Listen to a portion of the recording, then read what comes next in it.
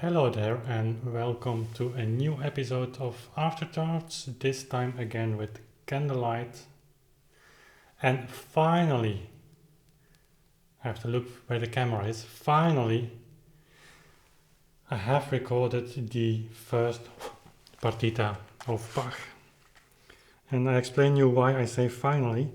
This is the partita that I play the longest and which in my opinion is the most difficult one.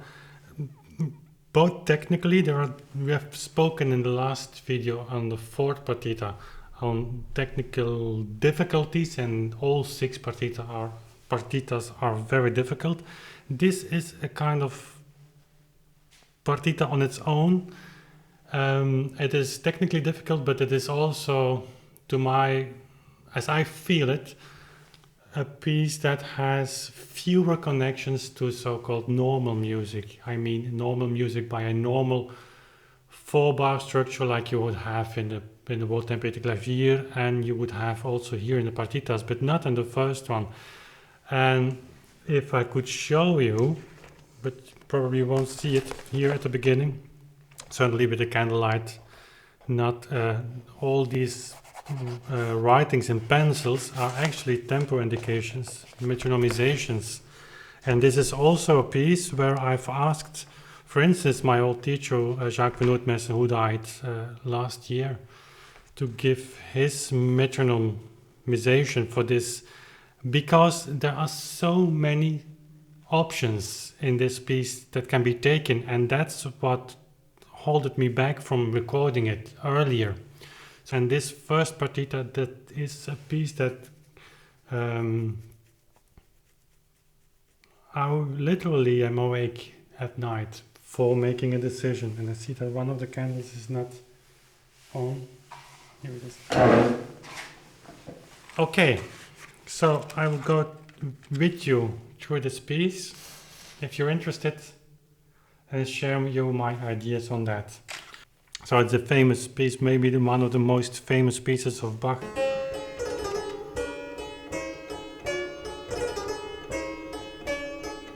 I actually got to know this music, this particular sonata, the partita, by a recording of Glenn Gould.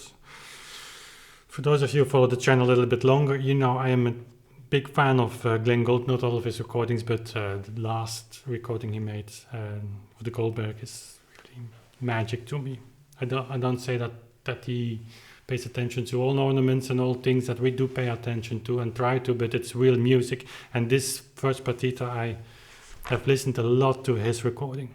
So, the first one, the first part is a very particular piece, and I struggled with that a lot. It's a kind of storytelling.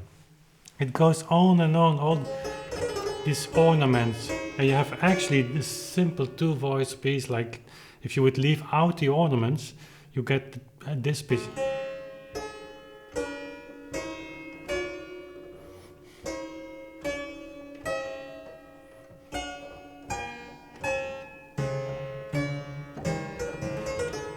So Bach makes one voice very ornamented, and he changes that to the left hand later, and they kind of follow each other, which makes it the material you have in your hand as a musician very thin.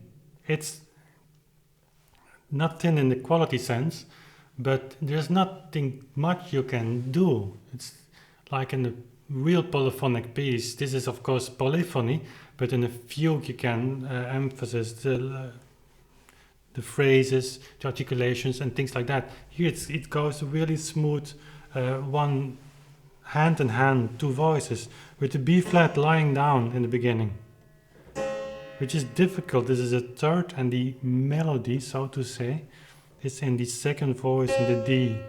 So what I do, a little bit, a trick, I cheat a little bit, so I play the D with the right hand, and I take over. If Carl Philipp Emanuel Bach would see me doing this, he would be very angry, I think. But it gives me the possibility to really let this D sound as I want to have it. And then I emphasize the upper voice of the ornamented right hand. I even make it longer.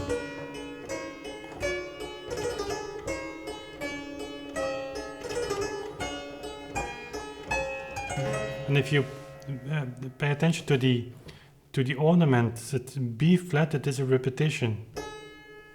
Ya bum bum bum, ya bum bum.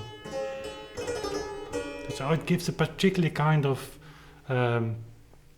rhythmical counter accent, and combined in this beginning is a wonderful piece. There is a kind of atmosphere that you really find in other works of Bach, and maybe even not in other works of that period and that area. So for 1726 this is really refreshing music too.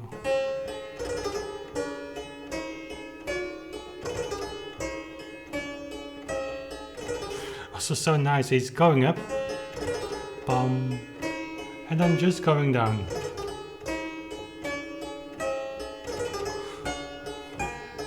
And then he comes to the highest point, and what's difficult then is the left hand, because then the bass is participating again.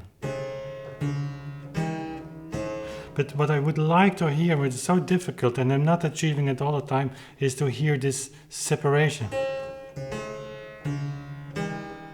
You know, I particularly find the bass part always important, and maybe the most important. That's a foundation of all music, and certainly in Baroque and late 18th century music. But here, the difference, the bass is really in function of the two other voices. It's very, I call it thin in structure, but it is a kind of, it's not a weak structure in quality, but it's nothing, it's really on the edge of a very, very, I cannot express it in English what I really want to say, but it's vulnerable. Breakable is that correct English, but that's what I mean. And then the bass part is just the closing statement.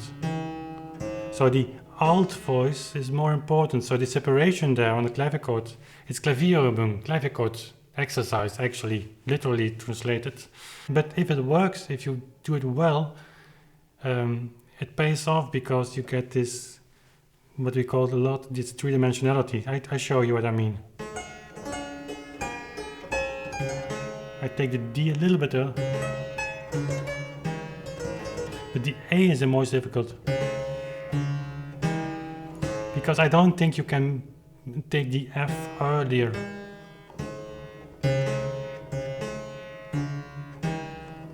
So that's what it is. Then the bass is going to participate in a dialogue with the left hand. So the right hand is coming, is a little bit more independent, with joyful ornament. It's childlike joy. So the dialogue is now in the left hand between the two voices there. And I make a little bit contrast to make it very like a singer, very vocal, and then a big jump, or more instrumental.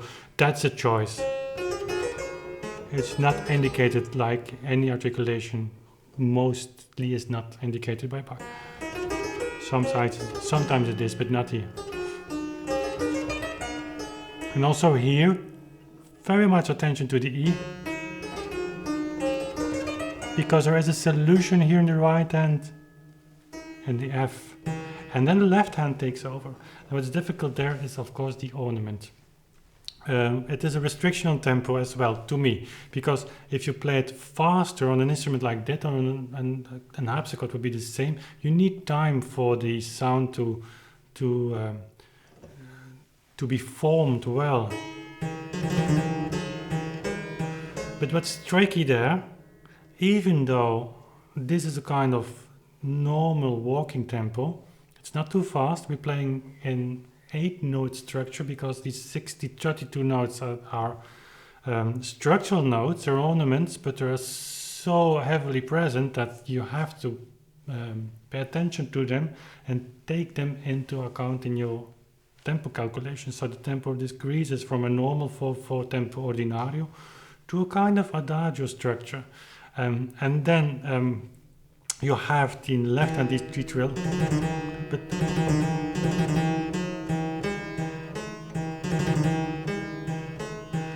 and sometimes you need a little bit more time. And what's the tricky part on that and the difficult part of that? The right hand should just continue. And if you listen to the recording, I'll try to do it again now. It doesn't work all the time with me. That's why I speak with two words. I will try to do it. Normally it works. But you will hear that the right hand is slightly earlier than the ornament, so that the trill took more time than actually is allowed. But you won't hear it, and it gives actually a kind of nice shift in feeling. It's for this kind of micro dynamics.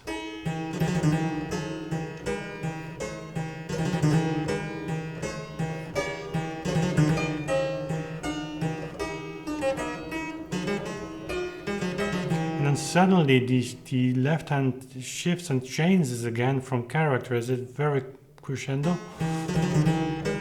upgoing line.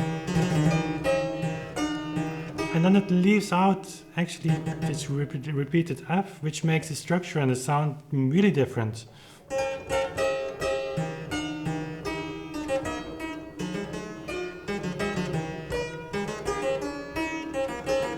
You can also play it legato. But this is an important counter voice because it is also repeated in the next part. And I think while making it shorter, the contrast is bigger with the left hand, so it is more clear.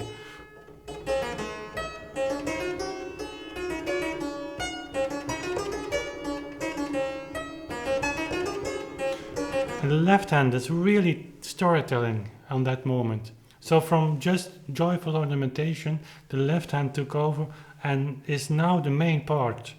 And the right hand is kind of, it feels like a kind of reflection.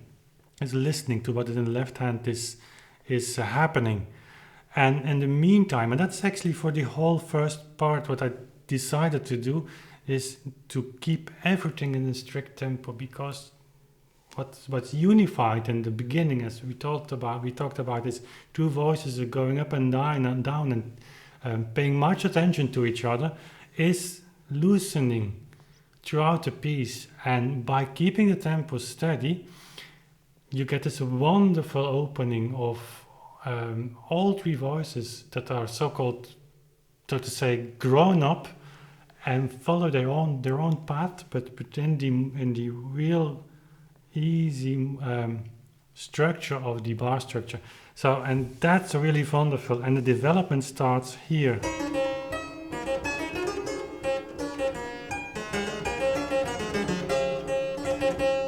Difficult trill.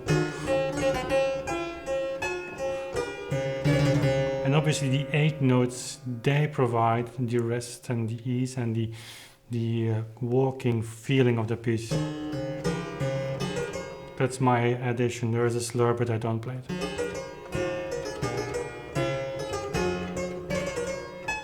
Also here.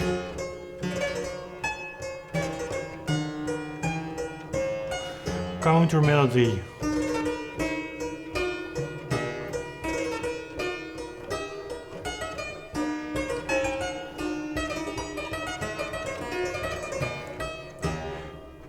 Change. I play the left hand short just because I like it.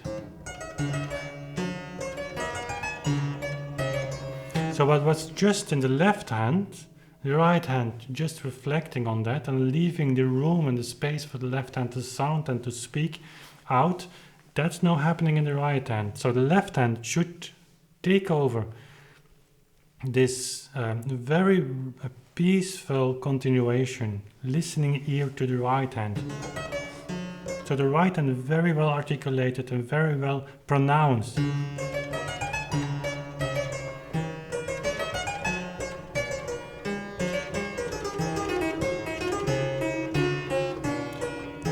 Big entrance.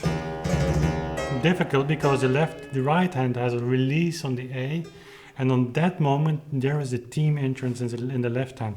So it's an exercise in independent.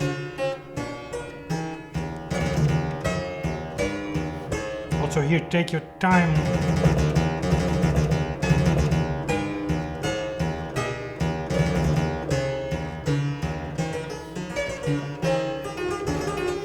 And here comes back as in the beginning. But the left hand is continuing this rhythm. So I can't speak and talk and can't speak and play at the same time. And what's happening here? What do you think of these chords?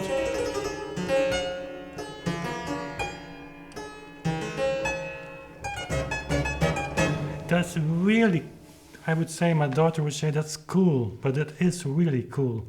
I mean, that's 70-26, wonderful. I'm glad that I made the recording, and while making these recordings, it's also things get more clear in my head because I have to make a decision. Okay, moving to the Allemande. That's certainly one of those pieces that I can imagine to be played in different, actually different tempi. And I have chosen, I think, of course, not compared to Glenn Gould's performance, but within this early keyboard framework, a rather fast, or in the tempo that is on the fast edge, right? A kind of fast 4/4 bar structure.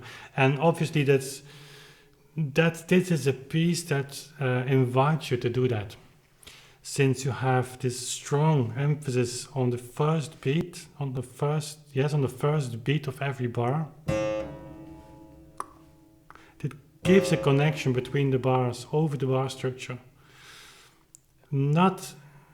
We've talked about that, I think, in the fifth, when we talked about the fifth partita, that there is not a kind of tension that you would go over the bar like you would do with romantic music and rubato.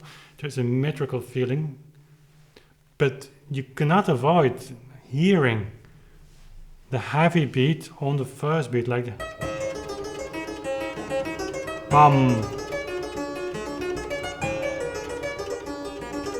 And in this tempo, you can apply a nice articulation, I think.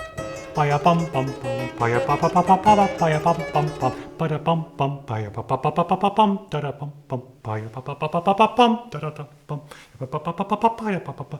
But it is rather quick.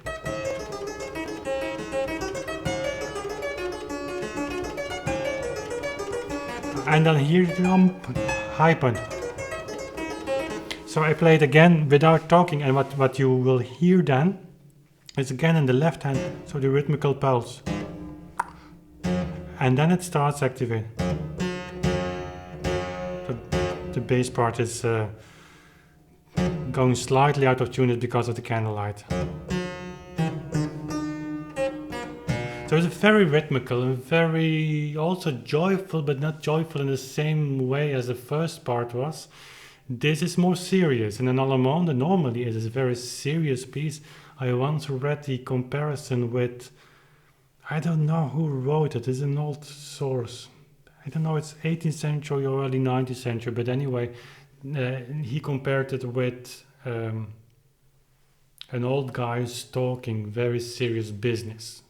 But that's not what I hear in this Allemande, and that's why I say to my feel that you can hear it in the other Allemandes, like in the fourth one. We did last time. It's a very serious piece.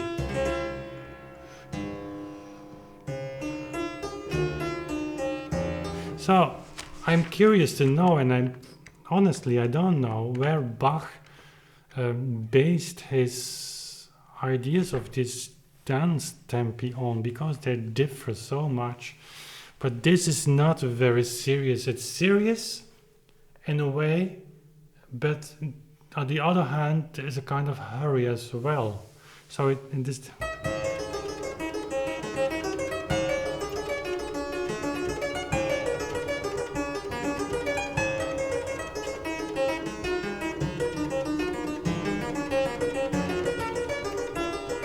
yum bum bum, and then beautiful left hand, right hand together. So don't forget the left hand there, because that makes the beauty of... So if you don't pay attention to the left hand, and you hear that actually often.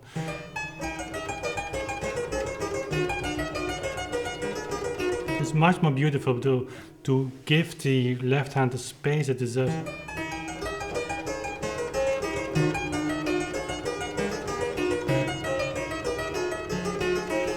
And then comes the really beautiful bass line going from top to bottom, difficult. So this right hand is obviously a part of the scale going down. And then the right hand is just in the same mood.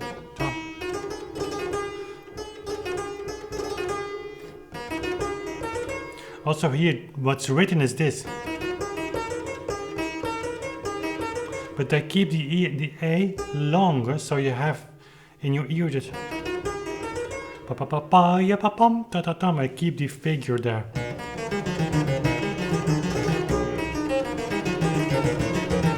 Difficult jumps. Dum da da da.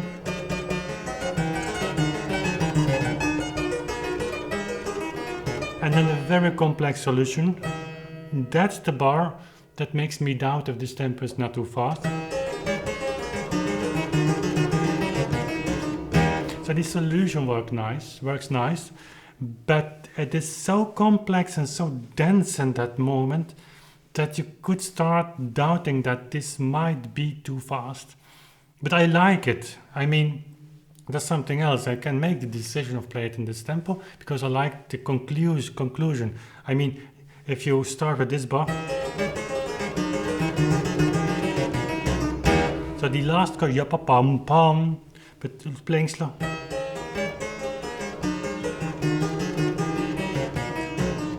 This is more normal Allemande tempo.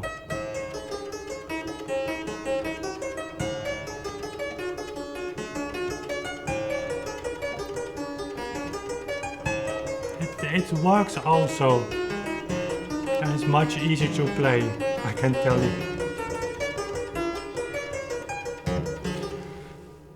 But on the one hand or another, I always have practiced it in the same tempo as I have recorded it. So that's the reason why I did recording that tempo, obviously.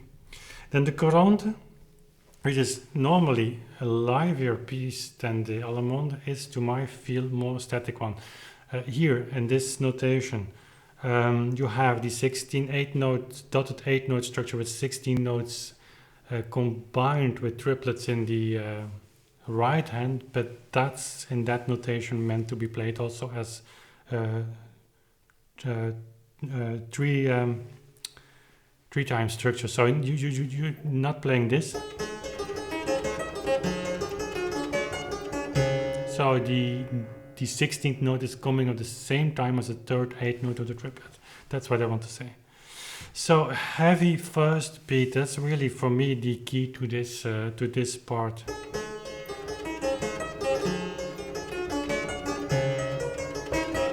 Counter melody. Here's the left hand has the theme.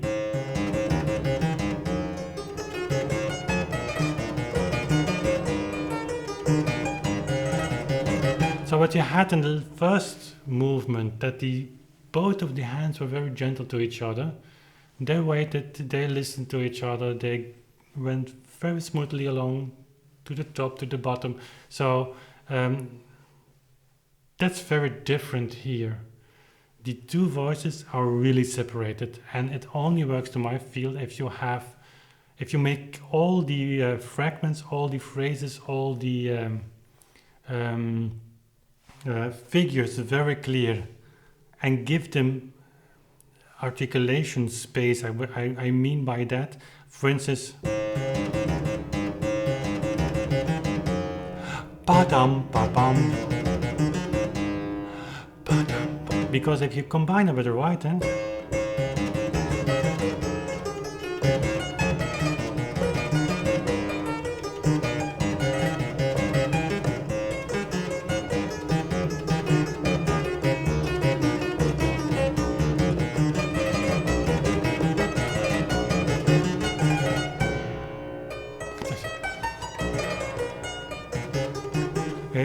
it's so risky what Bach is doing there in his time.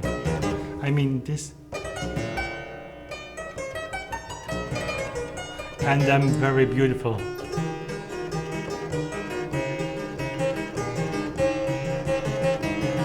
I make the first note much longer.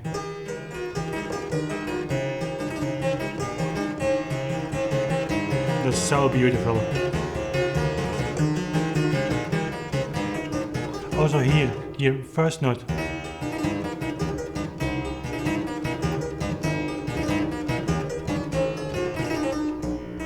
So the jumps in the left hand and also in the right hand in the second part, they are very meaningful. They're adding to the character of the piece, and you should try not to play them too loud. On a harpsichord, of course, you have not a choice; it's what it is. But on the clavichord, you can just it's not a combination of, you can blend the sound, and that's how that works. It's a mystery. It's the connection between your motorics and your motoric feeling and your ears. It's your fingers need to do and have to do what you hear, what you want to hear, and then it happens. I know that sounds strange, but it works like that. That's, for instance, with me.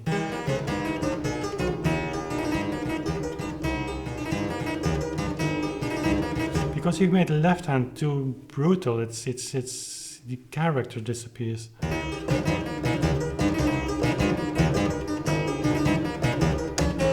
It's out of tone, I think.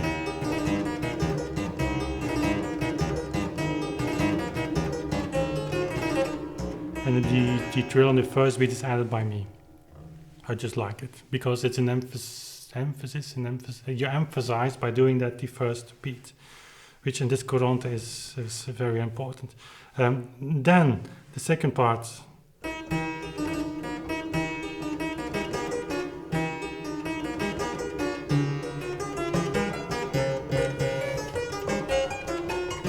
Sorry.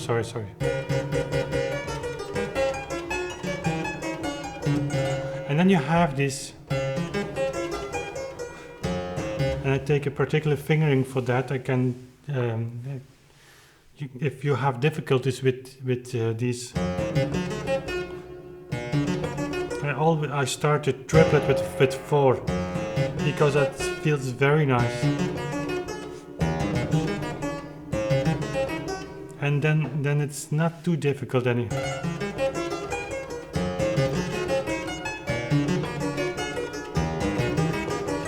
And take your time on the first notes because it's a kind of reset button. Taking time is always it gives the feeling of resetting your brains. You have a kind of limited space there, certainly in your short memory, and pieces that you master very well technically, of course, that's easier. But if things go difficult and you don't want to practice everything, like, and I say that with all the respect I can have, like pianists, and they have to do that they can reproduce every time again the same piece almost in the same way, also on the same level technically, then you practice it differently.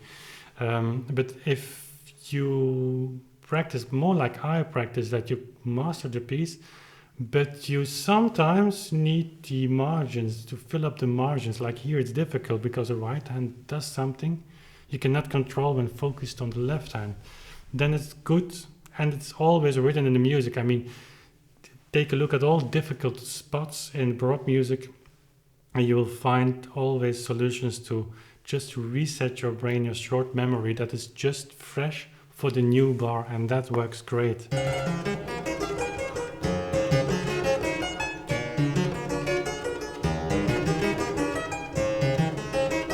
And here the right hand has the jumps.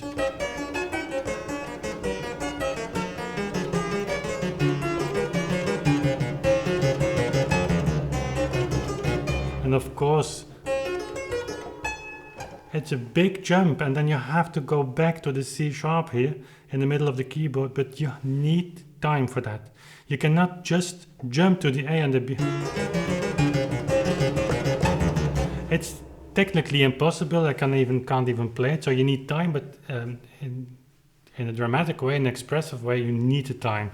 because that's something that's happening there.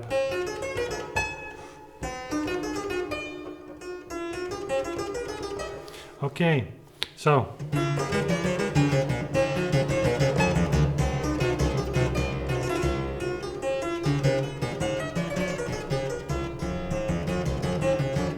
and here you have this polyphony where you have to really be careful that you give both hands their phrasing.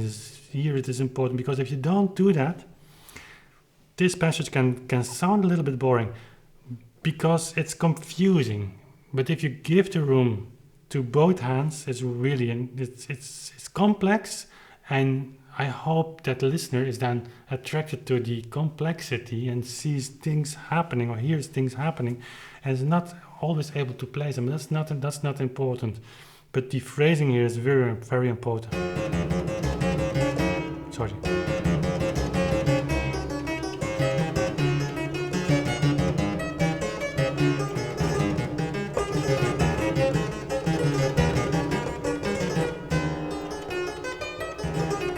And so on. The Sarabande, that's the real Sarabande. Accentuation on the second bar, on the second beat. And that's really what Bach is doing here.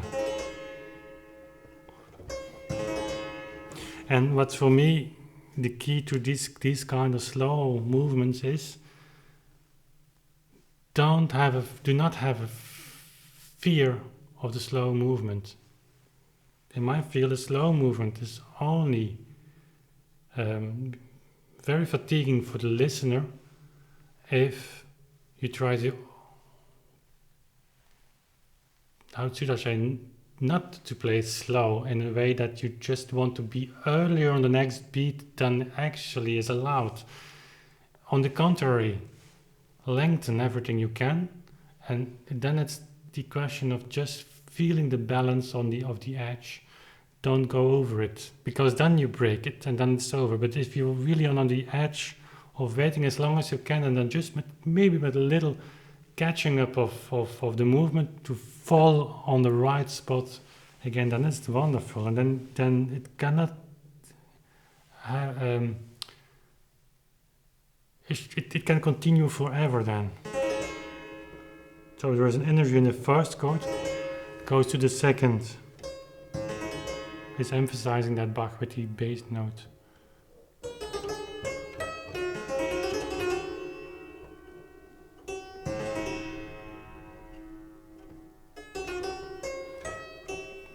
Pay attention to the alto voice or the tenor, whatever.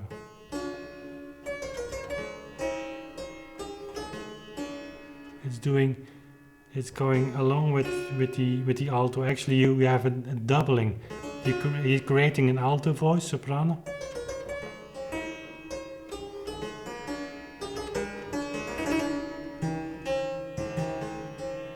Rest point. So if you have catched up a little bit too much of time, then you just wait, because the first beat should fall on the right spot.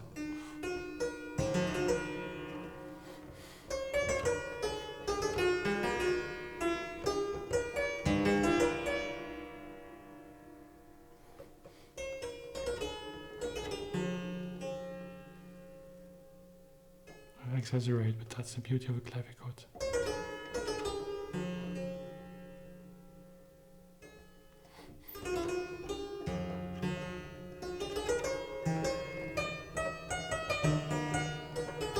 Second beat. Okay. So that's actually it for the Sarabande. Just continue that. It takes a huge effort on your concentration for that, because it's not easy. It's the most difficult part of the whole piece. Okay. Then the Menuet is, okay, that's the Menuet. It's the same function, I think, as in the fourth partita. Talked about that last time.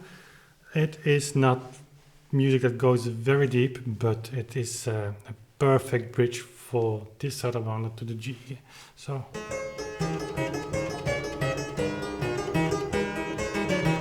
with a strong first beat, shift of accent,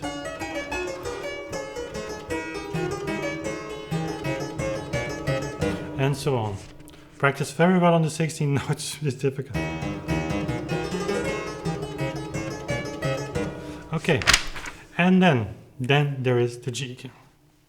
The Gigue. If you play this on a harpsichord with 2 manuals, of course, then it's much easier, because you left the middle voice, the rhythmical voice is then played on the 2nd manual, and you don't have to cross the hands like you have to do on a clavichord.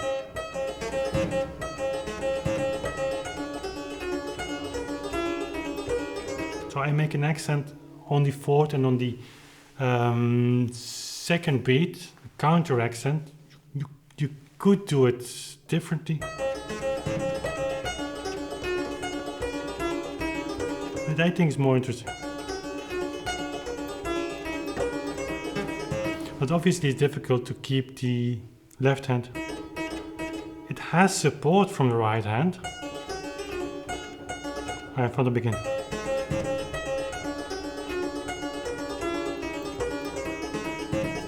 But when the right hand and the left hand disconnect, what happens, for instance, at the end,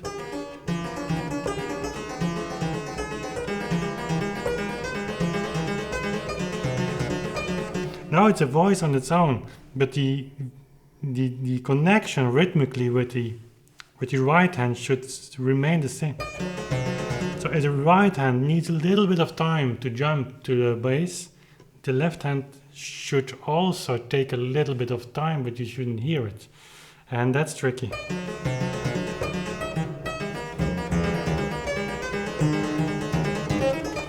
Yup.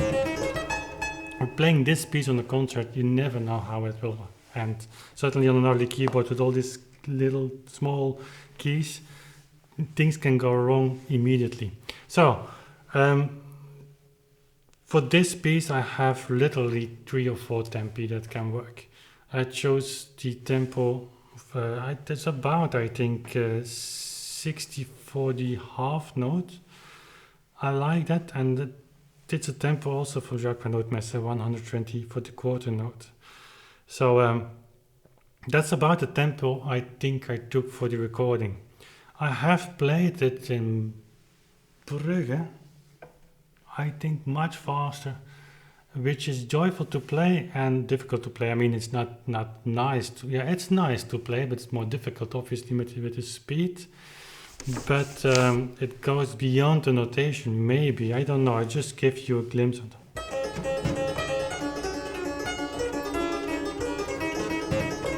Okay, I have to really come in.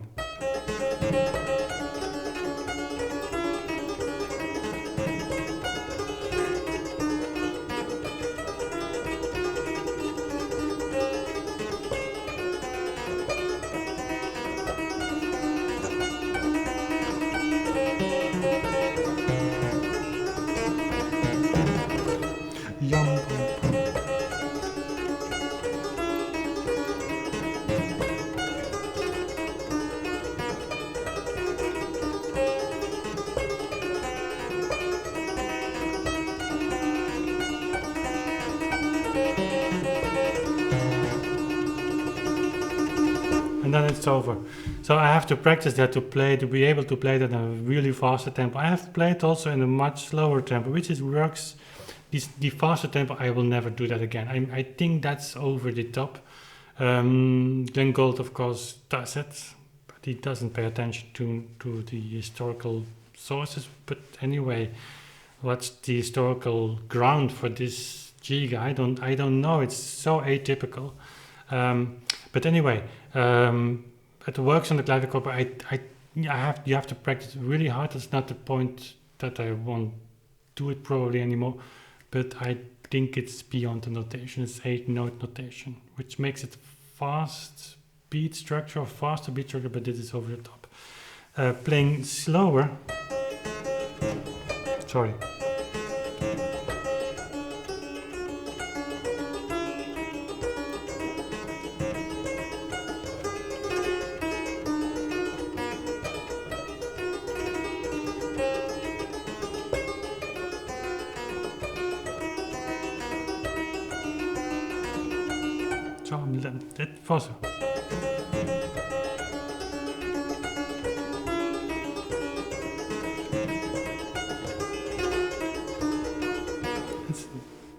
And then all the nuances in between. That's, yeah, there is not a normal basis to calculate or to deduct, so to say, the tempo like you would have in a normal 4-bar structure. You could say the tempo ordinario in a normal 4-bar structure with 16 notes as main notes, with only 2 harmony changes one per bar. That's the tempo ordinario, which is about a second for the quarter note. There's actually no discussion about it. So from that point, you can kind of easily calculate that you can take a little bit fast, a little bit slower, but is the structure more open, you can assume that there is a more allegro structure, so you go to 72, maybe 80, maybe a little bit faster. If the structure is more dense, harmonically speaking, or pretty note values, you slow down. You have an adagio notation. Later, or there are pieces actually early on also that Bach writes adagio, but it doesn't mean too much because the notation is showing clear what he's meaning. What he means, and that's not only for Bach, that's actually for all composers in the 18th century. But here in the Gigue, you have this kind of open structure with the jumping and the crossings of the hand. Yeah, that it has no reflection, and then there's a dance tempo for the Gigue. But the structures are differently. So I honestly say that the connection for these pieces with dance music is, for me, not always very clear. And dance music in general, the connection to that is something that I really have to dive into, but it's difficult because the descriptions of that in sources are very, actually you should set up a project with some dancers that can do these historical movements, historical passes, and that would be very nice and very interesting to do. And then again, one has to find out if these partitas are really written with the real dance movements in Bach's head. I doubt sometimes because it differs so much. So, technically speaking, this is of course a very difficult and very tricky piece.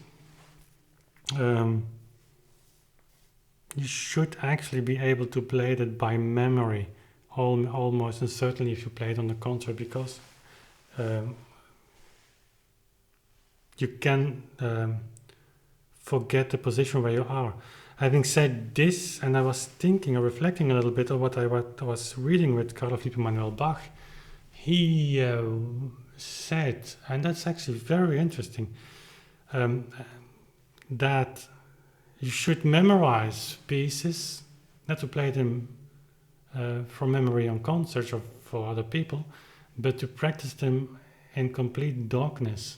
And that's interesting because he says it learns you not to rush, not to look on your fingers, which would be with a piece like this very difficult because all these jumps would be you would have to do all these jumps just by motorical memory, which is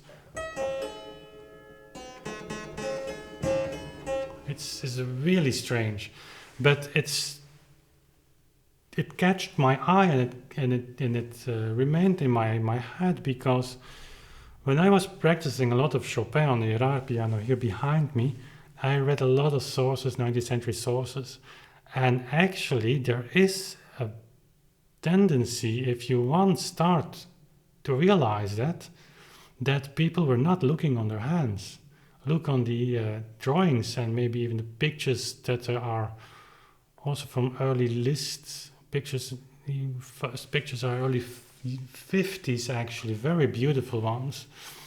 But there's also a very interesting book written by the father of Clara von Wieck, Clara Schumann, Friedrich von Wieck, and he explicitly says that piano players should not look on their hands, which is of course extremely difficult by playing Chopin with all these drums. It's even more difficult than here.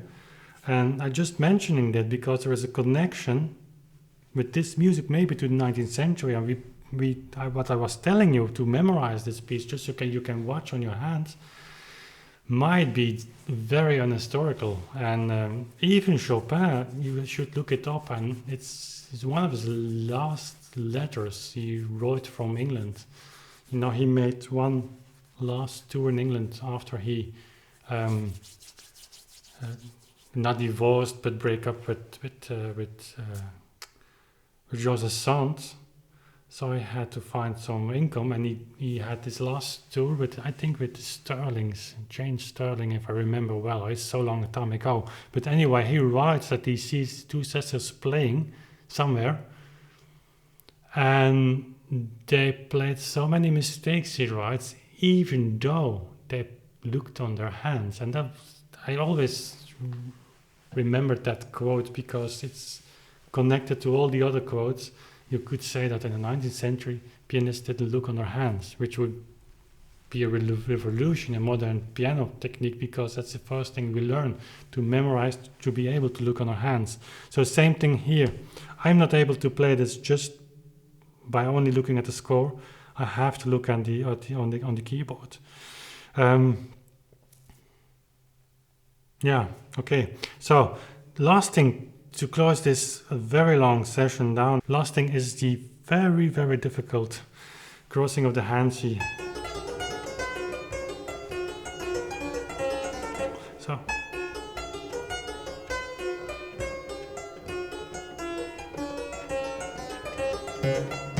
this is ridiculous, really. For 17th century, 26.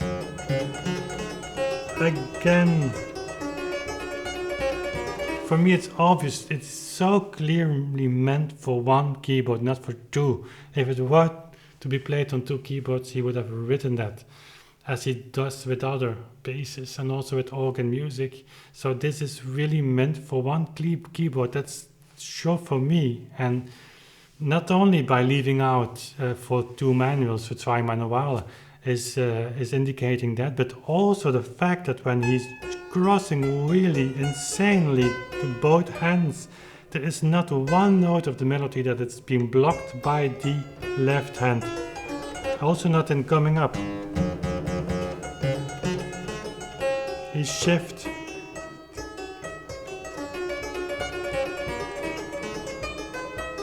Beautiful. So, and of course it's not for two manuals because it's written for clavichord, but that's a nice remark to close this long afterthoughts with. I got a suggestion to call this masterclasses, which was a very honorable suggestion to me. I don't know whether I'm going to do that or not.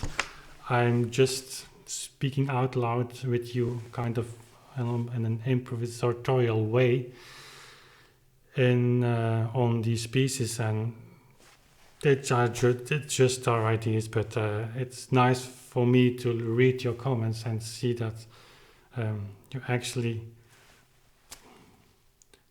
can benefit a little bit from what I share with you on that, and why shouldn't I? So thank you for watching and listening. Leave your comments. Thank you for leaving your email on my website for the newsletter and things that are coming. Don't worry, things will come. I'm just learning to build an email list in a proper way. So before I manage to do that, have a little patience. Things will come. So thank you for that. And if you haven't done so already, I appreciate it a lot. If you would just leave your email address if you're interested in receiving updates from me. So again, thank you for watching. Thank you for sharing. Thank you for being part of this. And I see you next time again. Bye.